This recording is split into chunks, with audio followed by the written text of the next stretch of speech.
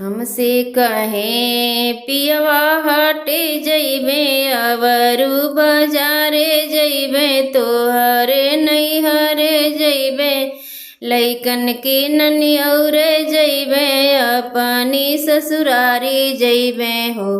पियवा चली गइले बहिनी के देशे बहिनिया लेके आई गइले हो।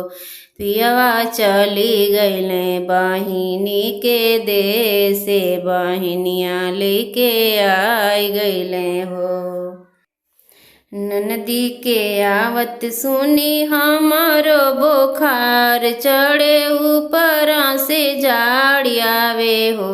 सासू दे तू रजइया ओढ़ाई ओढ़ाई के दबाई दे तू हो। सासू दे तू रजइया ओढ़ाई ओढ़ाई के दबाई दे तू हो। आगे आगे ननदी आवे पीछे से नौ लड़कन आवे हो।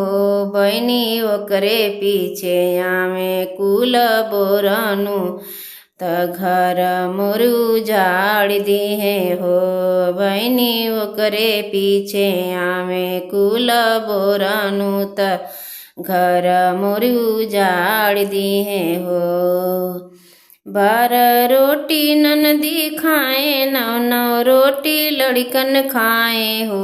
बहनी 16 रोटी खाए कुल बोरानु त घर मोर बिकाय गइले हो। बहनी 16 रोटी खाए कुल बोरानु त घर मोर बिकाय गइले हो। हमसे पियवा कहे हटे जइबे अवरू बाजारे जइबे तोहरे नैहरे जइबे लड़कन के ननियौरे जइबे अपनी ससुरारी जइबे हो। पियवा चली गइले बहिनी के देशे बहिनिया लेके आई गइले हो। पियवा चली गइले बहिनी के देशे बहिनिया लेके आई गइले हो।